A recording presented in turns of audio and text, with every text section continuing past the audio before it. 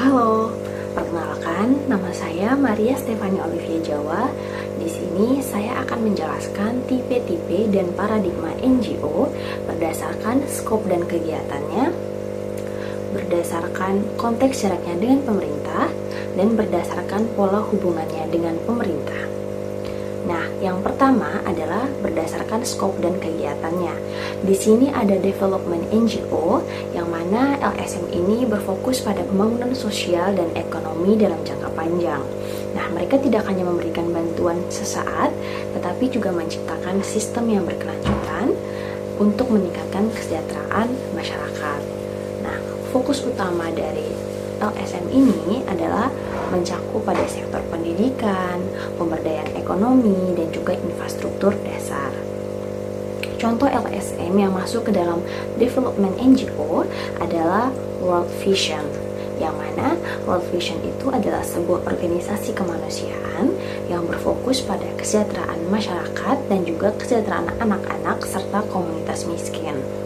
Nah, mereka ini memiliki berbagai program seperti pemberian akses pendidikan, layanan kesehatan, dan juga bantuan pangan untuk anak-anak di daerah yang terpencil. Nah, kenapa sih World Vision ini masuk ke dalam development NGO? Nah, itu karena program dari World Vision ini bersifat jangka panjang. Mereka tidak hanya memberikan bantuan darurat, tetapi juga membangun infrastruktur dan juga layanan untuk meningkatkan kesejahteraan dari masyarakat. Nah, program ini juga bekerja sama dengan model sustainable development, misalnya dengan memberikan pelatihan ekonomi kepada keluarga miskin agar mereka itu bisa mandiri. Nah, fokus utama mereka adalah pada pemberdayaan komunitas, bukan sekedar bantuan sesaat. Nah, yang kedua ada mobilization NGO, yang mana LSM ini bertujuan untuk menggerakkan masyarakat untuk terlibat dalam aksi sosial seperti advokasi dan juga perubahan kebijakan. Nah, LSM ini biasanya melakukan kampanye dan juga aksi protes atau advokasi hukum untuk menekan pemerintah atau perusahaan agar melakukan perubahan yang lebih baik bagi masyarakat itu sendiri atau bagi lingkungan.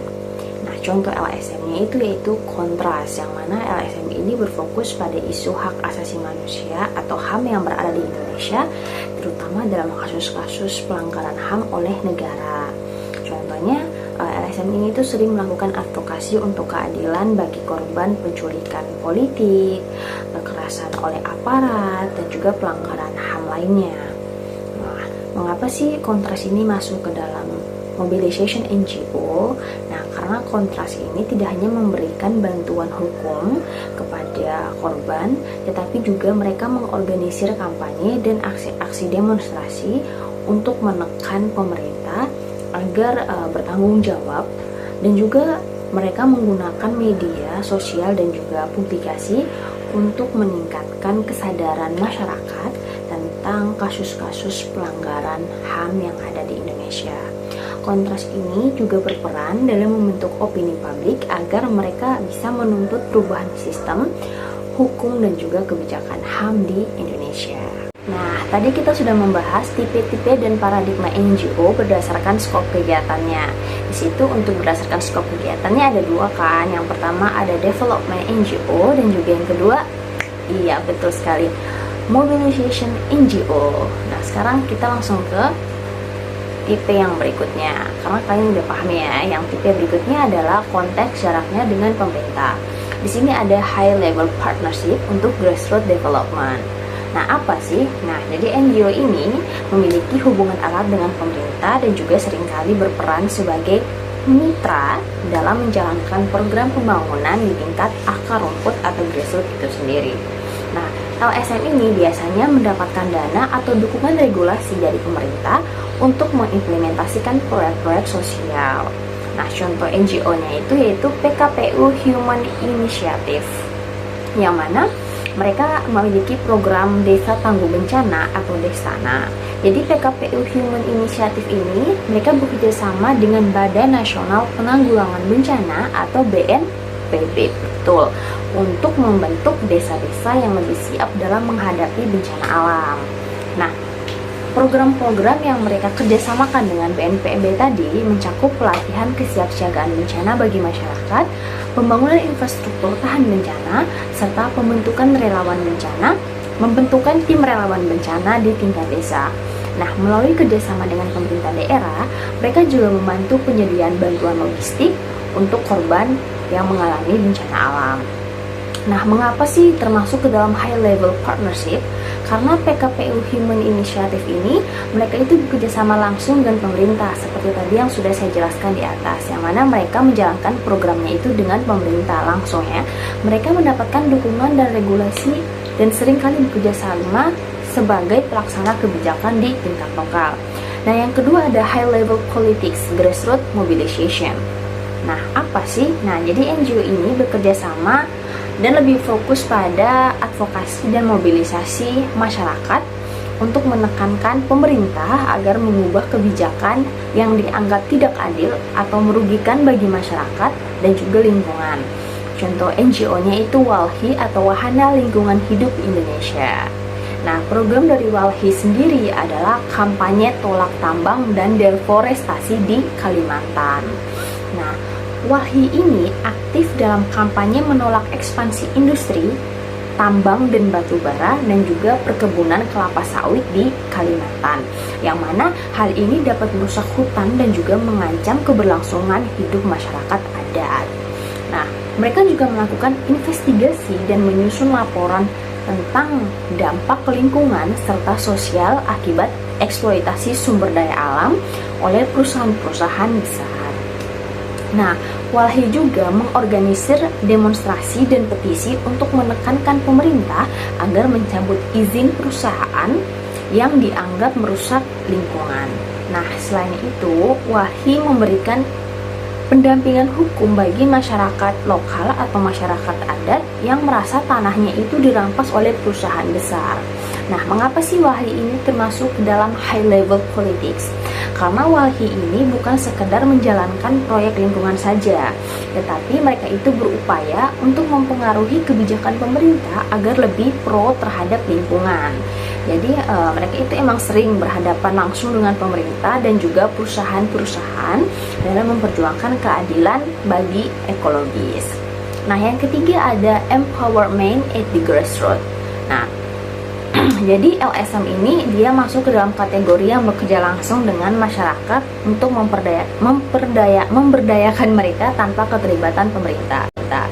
Nah, fokus utamanya adalah meningkatkan kemandirian komunitas dalam berbagai aspek seperti ekonomi, sosial, dan juga lingkungan. Nah, contoh NGO-nya yaitu Yayasan Rumah Energi Indonesia. Nah, untuk programnya itu ada program biogas rumah atau BIRU. Yayasan Rumah Energi, mereka membantu masyarakat pedesaan untuk membangun instalasi biogas sebagai sumber energi alternatif. Cocok nih buat yang nggak ada gas. Nah, kemudian ada program ini mengajarkan petani cara mengolah limbah ternak menjadi biogas yang mana dapat digunakan untuk memasak atau menghasilkan listrik. Selain itu, mereka juga membantu komunitas untuk mengembangkan usaha berbasis biogas seperti produksi pupuk organik dari limbah biogas. Nah, mengapa termasuk ke dalam empowerment at the grassroots? Nah, karena program ini dia itu membantu memperdayakan masyarakat tanpa banyak keterlibatan dari pemerintah. Fokusnya yaitu menciptakan kemandirian energi berbasis komunitas. Nah, tadi kita sudah belajar mengenai tipe paradigma yang kedua, yaitu konteks jaraknya dengan pemerintah. Tadi ada high level partnership development grassroots, dan ada juga high level partnership politik grassroots, dan juga ada empowerment grassroots. Nah, kemudian tipe yang ketiga atau paradigma NGO yang ketiga itu ada pola hubungannya dengan pemerintah. Nah, di situ yang pertama ada autonomous, yang mana NGO ini masuk ke dalam kategori yang beroperasi secara independen tanpa adanya intervensi atau ancaman dari pemerintah. Nah, mereka menjalankan programnya sendiri baik karena memilih tidak bergantung pada pemerintah maupun karena pemerintah itu memang mengabaikan atau tidak peduli dengan bidang yang mereka tangani. Nah, contoh LSM-nya yaitu Yayasan Lembaga Bantuan Hukum Indonesia atau YLBHI, yang mana program dari YLBHI ini yaitu bantuan hukum gratis bagi masyarakat miskin. Nah, YLBHI ini memberikan advokasi hukum gratis kepada masyarakat miskin yang mengalami ketidakadilan hukum. Nah, mereka juga mendampingi kasus-kasus pelanggaran hak asasi manusia atau HAM dan penyalahgunaan kekuasaan. Lembaga ini atau LSM ini sering berhadapan dengan kasus kriminalisasi aktivis, pembela lingkungan hingga masyarakat adat yang tanahnya dirampas oleh pemerintah. Nah, untuk sumber dananya itu berasal dari donasi publik dan juga organisasi internasional, bukan dari pemerintah itu sendiri. Nah, mengapa YLBHI ini termasuk ke dalam autonomous? Karena YLBHI itu tidak bekerjasama dengan pemerintah. Bahkan seringkali mereka itu bertentangan dalam berbagai kasus hukum dengan pemerintah. Nah, pemerintah itu cenderung tidak terlalu mendukung mereka. Bahkan beberapa kali ada upaya untuk melakukan pembatasan ruang gerak bagi LSM ini. Nah, yang kedua ada facilitation atau promotion. Nah, NGO ini dia masuk ke dalam kategori yang mendapat dukungan dari pemerintah, baik dalam bentuk kebijakan, pendanaan, maupun kemudahan operasional. Beda ya sama yang pertama. Nah, pemerintah itu melihat mereka sebagai mitra dalam meningkatkan kesejahteraan masyarakat. Contoh LSM-nya yaitu Posyandu atau Pos Pelayanan Terpadu. Pasti kita semua udah tahu ya mengenai Posyandu. Nah, yang mana program dari Posyandu itu yaitu pelayanan kesehatan ibu dan anak di desa Posyandu, yang merupakan program berbasis masyarakat yang fokus pada kesehatan ibu hamil, bayi, dan juga balita. Nah, kegiatannya itu meliputi imunisasi, pemberian vitamin, pemantauan gizi, serta penyuluhan kesehatan. Program ini itu berjalan dengan dukungan dari Kementerian Kesehatan dan juga Dinas Kesehatan yang ada di daerah-daerah terkait. Nah, mengapa sih Posyandu ini termasuk ke dalam facilitation atau promotion? Karena pemerintah itu mendukung penuh Posyandu dengan menyediakan tenaga medis, pendanaan, vaksin, pelatihan kader kesehatan, dan juga program-program Posyandu ini menjadi bagian dari strategi nasional dalam menekan angka stunting dan juga meningkatkan kesejahteraan masyarakat Indonesia. Yang ketiga ada collaboration atau cooperation, yang mana NGO ini bekerja sama langsung dengan pemerintah dalam berbagai program. Nah, mereka itu bisa berbagi peran dalam pendanaan, pelaksanaan, atau juga evaluasi kebijakan. Nah, contoh LSM-nya itu Yayasan Rumah Zakat. Nah, programnya itu Desa Berdaya Rumah Zakat, yang mana mereka bekerjasama dengan pemerintah daerah untuk membangun desa berdaya, yaitu program pemberdayaan masyarakat yang berbasis pada ekonomi, pendidikan, kesehatan, dan juga lingkungan. Nah, program ini membantu masyarakat miskin agar lebih mandiri dengan pelatihan keterampilan, modal usaha, hingga edukasi kesehatan dari LSM tersebut. Nah, pemerintah daerah mendukung dengan kebijakan, perizinan, dan juga terkadang memberikan Desa Berdaya Rumah Zakat, yang mana mereka bekerjasama dengan pemerintah daerah untuk membangun desa berdaya, yaitu program pemberdayaan masyarakat yang berbasis pada ekonomi, pendidikan, kesehatan, dan juga lingkungan. Nah, program ini membantu masyarakat miskin agar lebih mandiri dengan pelatihan keterampilan, modal usaha, hingga edukasi kesehatan dari LSM tersebut.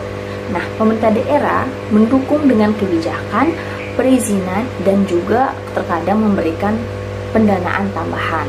Nah, mengapa termasuk ke dalam collaboration atau cooperation? Karena rumah zakat dan pemerintah daerah sama-sama berkontribusi dalam perencanaan dan juga pelaksanaan program. Nah, programnya itu bersifat kolaboratif, di mana NGO membantu eksekusi di lapangan dan pemerintah memberikan regulasi atau kebijakan serta dukungan dan fasilitas kepada LSM tersebut.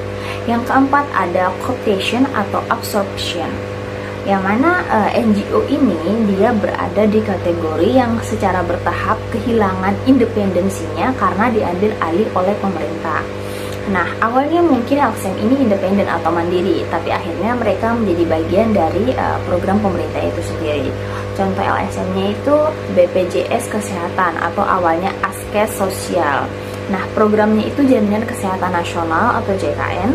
Nah, sebelum menjadi BPJS Kesehatan, program ini awalnya dijalankan oleh NGO dan yayasan kesehatan yang mana menyediakan layanan jaminan sosial secara terbatas. Nah, kemudian pemerintah mengambil alih dan juga menjadikannya sebagai program nasional melalui Undang-Undang BPJS.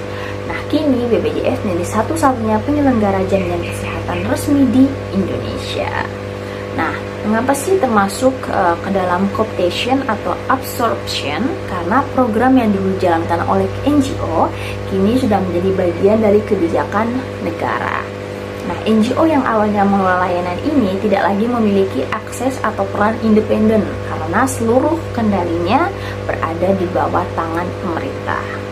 Nah, kemudian yang kelima ada containment atau sabotage atau dissolution, yang mana NGO ini masuk ke dalam kategori yang dianggap sebagai ancaman oleh pemerintah. Wah, bahaya ya, sehingga mereka itu dibatasi ruang geraknya, disabotase atau bahkan dibubarkan dengan berbagai cara, baik melalui regulasi atau kebijakan yang begitu ketat maupun tekanan-tekanan politik. Contoh LSM-nya yaitu tadi Kontras, Komisi untuk Orang-orang Hilang dan juga Korban Tindak Kekerasan Seksual. Nah, programnya itu adalah advokasi HAM dan juga kasus pelanggaran HAM atau hak asasi manusia. Kontras ini aktif dalam mengungkapkan kasus-kasus pelanggaran HAM di Indonesia, termasuk penculikan aktivis, kekerasan oleh aparat, dan juga kasus-kasus impunitas pejabat negara. Nah, mereka itu sering melakukan investigasi independen dan juga menyampaikan laporan ke publik serta lembaga internasional seperti PBB. Kontras juga mendampingi keluarga korban pelanggaran yang mengalami pelanggaran HAM untuk menuntut keadilan di pengadilan negeri atau pengadilan negara. Nah, mengapa termasuk ke dalam sabotage atau dissolution? Karena mereka itu sering mendapatkan tekanan dari pemerintah dan aparat karena aparat menganggap mereka itu mengganggu stabilitas politik. Nah, juga LSM ini beberapa kali mendapatkan ancaman pembubaran atau serangan digital terhadap aktivisnya. Dibatasi juga ruang geraknya dengan regulasi seperti Undang-Undang ITE yang digunakan untuk menekankan kebebasan berekspresi dari LSM tersebut. Nah, baik, itu adalah penjelasan, sedikit penjelasan mengenai tipe-tipe dan paradigma NGO. Saya rasa mungkin itu saja yang dapat saya sampaikan. Semoga apa yang saya sampaikan bisa dimengerti. Jika ada kesalahan dan kekurangan, mohon dimaafkan. Wassalamualaikum warahmatullahi wabarakatuh.